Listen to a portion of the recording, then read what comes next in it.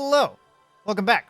I mean, well, if it's your first time here, you should probably go back and look at my first video. Basically, this is a video, and with the previous one was a video for like brand new players. The first video covers things that you should absolutely know before you start getting and diving into the game, like skill trees and your mag. And if you don't know what any of that stuff is, go watch the other video. This video, I'm assuming you've played for like a couple hours or so, and this video is going to make maybe some of the frustrations you have or the tediousness and overwhelming stuff become a little more user-friendly. Yes, let's get into it. All right, so once again, we're in the standard docking bay. I'm assuming now that you've gone around and picked up some quests and started doing some client orders, whereas you have units or NPCs that have these blue symbols above their heads. And you go click on them, for instance. You might not have all these yet. You have to progress through to get more and more of these to unlock. But, again, assuming you've played a few hours and you're maybe level 10 plus, you're going to have a lot of these popped up. And you're going to see this massive list of quests. You're not going to understand the terminology or where to find any of these things. Like, the objective here is to defeat Bar Lodos. I've been playing for 4 days almost straight, and I don't know what Bar Lodos is. They usually have some information down here for the client message that helps you figure it out. But instead of having to walk around and look at all this stuff and then go look at the mission board and see what enemies and run around and use a piece of paper or an Excel spreadsheet to figure... No. No. You can go ahead, go over, pick up a quest. We'll just pick this guy up. Alright, started the mission. Now, before you go into your mission, you're going to press start. You're going to go over to the globe icon, which is where you have all of your quests, your main quests, mission pass stuff, and client orders. The client orders are from all of the AI that have those blue symbols above their head. You click on that, and right now I have 29 active quests out of 40 that I can hold. Normally you're going to have 20. I have something special that I paid for that gives me 20 more. Orders that can be accepted in the fields of ongoing quests. So we have a quest open and active. You click on this, and these are all the client orders that correspond to the active quest. Whew. Makes life so much easier. So now you can just go in. You don't necessarily have to read everything. If you have no client things accepted, click on all of them. Click, click, click, click, click. Done. The crown means I've done it already. It tells you that down here. Exclamation marks mean that they have not been done yet. So you can click on those, accept the order, and carry on your mission. Don't worry if you don't get them all done. Sometimes you won't be able to, depending on the mission or the enemies that do spawn. But for this map type, it'll have that. Now, another way to do sorting, you can go in to your client orders in your mission quest. And everyone's client orders, right here at the display all, you can sort it by forest, volcanic caves, basically by all of the zones. Ruins, I have 3. Seabed, I have 1. It's another way to organize and look at what you have pending. If you don't want to pick up a quest, you can see how many client orders you have and then go pick a quest for the one that you have the most of laying around actively, right? That's huge. We learned that day 2, after all of us running around doing one client order at a time. It is huge. Another thing that I learned just yesterday, I think I was 59 or maybe 60, you have these Clasp Vendors, right? They don't have, you might be wondering, why do these people have blue note things over their head? We don't have it. You go up and talk to them. You say hi, and then they're like, oh, hi, I'm a class trainer for this class. This guy is, this is one of the bouncer Clasp Vendors. The braver Clasp Vendors here. They're scattered all around this terminal. Okay? Go talk to your Clasp Vendor. Start doing their quests. Why? XP, things that some of them teach you how to do basic stuff in basic levels. But most importantly, where are the rewards? Rewards. Boom, boom, boom, boom, boom, boom, boom. Boom. This quest gave me 5 braver skill points. You earn skill points by leveling up 1 skill point per level. You get 5 bonus points right here. You get 5 more for this one. You get 1 more for this one.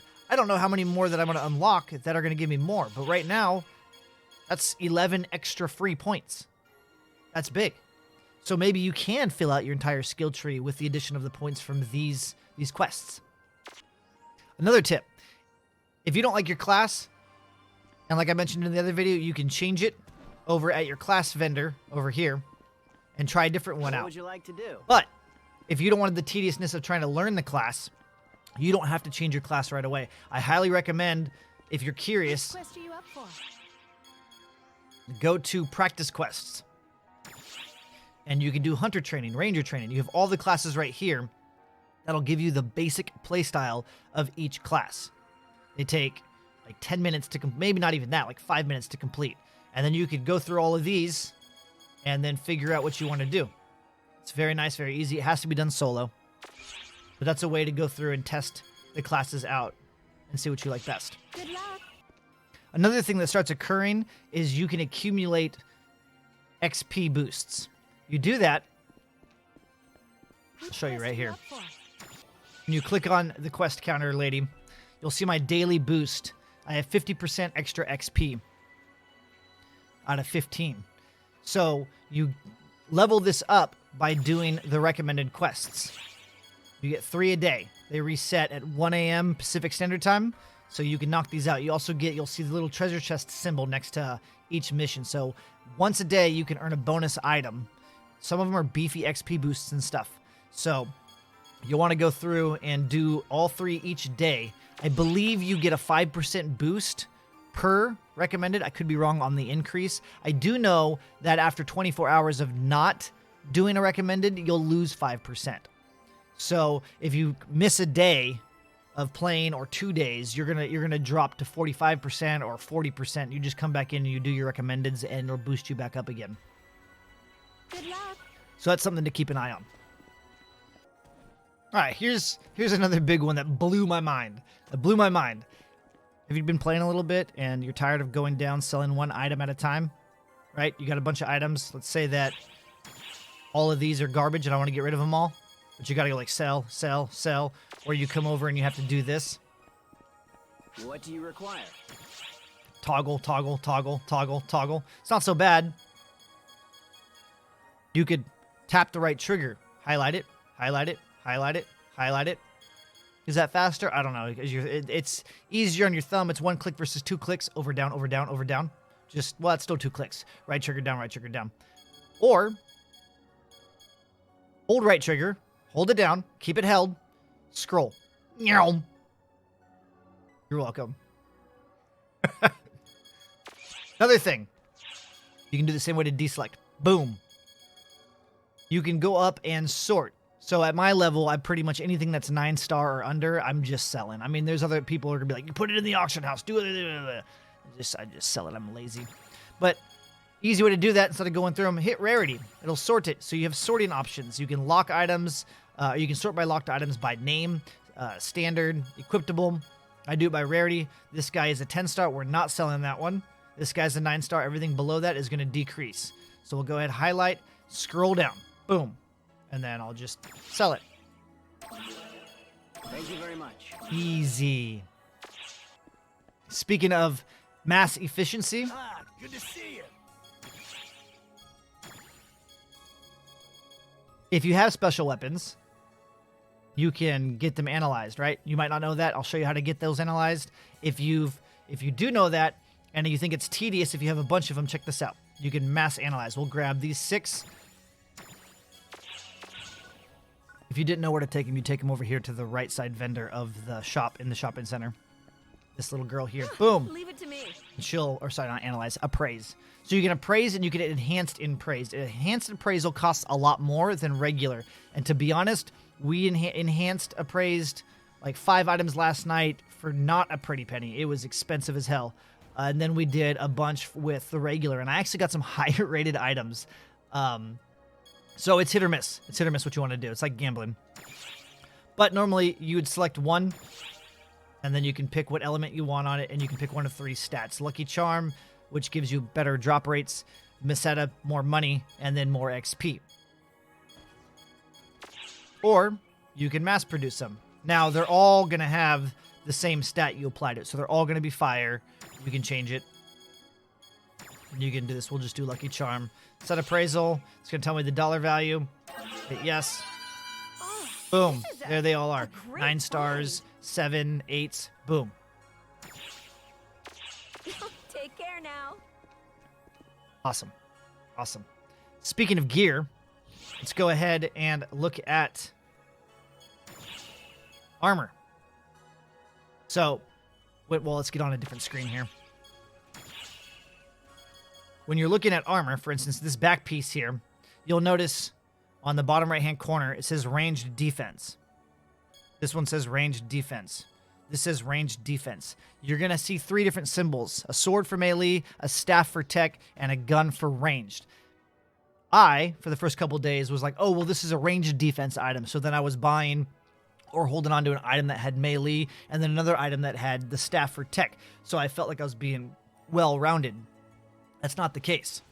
There's more stats. Unfortunately, you can't get over to that window to see what's going on. So the details button, the back button on your controller, will channel between those 3 tabs. If you go to tab 2, you'll see that it already has all 3 stats. The sword is a 162, the gun is a 166, and the staff is a 113. It shows the highest defense perk on there. So you are getting all 3 perks. So, food for thought. Now, let's see here on tab 3, like might, toughness, mastery, stamina. What do those mean? I can't go down and check them out. If you're on a menu that has a menu and a menu, and you want to be able to scroll over there, press your left trigger. Boop. And now you're on this menu. Boop. Back over to this menu. Back over to this menu. Back over to this menu. Left trigger. Left trigger. Game doesn't tell you that. Then you can come down and expand these out. Awesome. One last thing that I want to cover. It's a little basic, but I know some people didn't know about it that were like level 20. But this page right here, the discs in your inventory, these discs are your spells. This is how you level your spells up. These items drop in the game. So if you see a little CD disc floating, it's a green symbol bouncing on the ground, pick it up. You'll get stuff for your class. You'll get stuff for other classes. For instance, the Zan and the Cezanne, I don't use. I can't use them on this class, but I can learn them. So if I switch classes, I'll have it learned. So pick them up. If you can learn them, they'll be bright white. They won't be grayed out like this. Also, side tip, if you're making a Dex mag, feed them these. This is straight Dex. For instance, feed my mag. We'll go over to the discs, and we'll feed them that mag. It's going to give them a little bit of Dex support. Boom. Feed them again. Boom. Feed them again. Boom. Nice. Nice.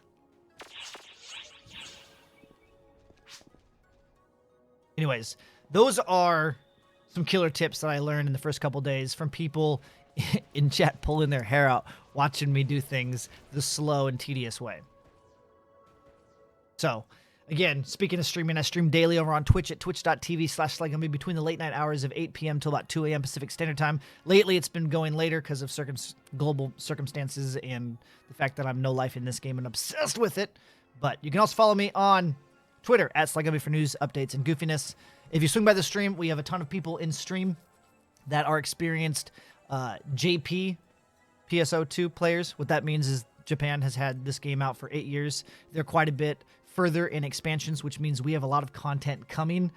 But the fact that they're in chat watching all of us newbie North America players experience the game for the first time that didn't play the Japanese version, it's nice because they have a ton of information that helps out. So if you need information, you can always come ask me. I'm learning a tremendous amount. I spend hours a day researching stuff and playing the game.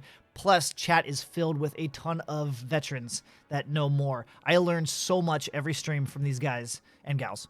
So that's a good place to come meet people, hang out. Again, if you want to get on the same server as us, we play on Ship 2. If you're looking for an alliance, it's super teeny tiny. We're brand new. We've got like 5 members. But if you want in on a cool alliance, aka guild, with guild perks and a cool spaceship that we landed in the forest, you can go do some parkour and run down some water slides for fun, sit down on a log and listen to the birds chirp. It's awesome. We got a guild for you. Yeah, aka alliance. So with that said, see you guys in the next one. Bye-bye now.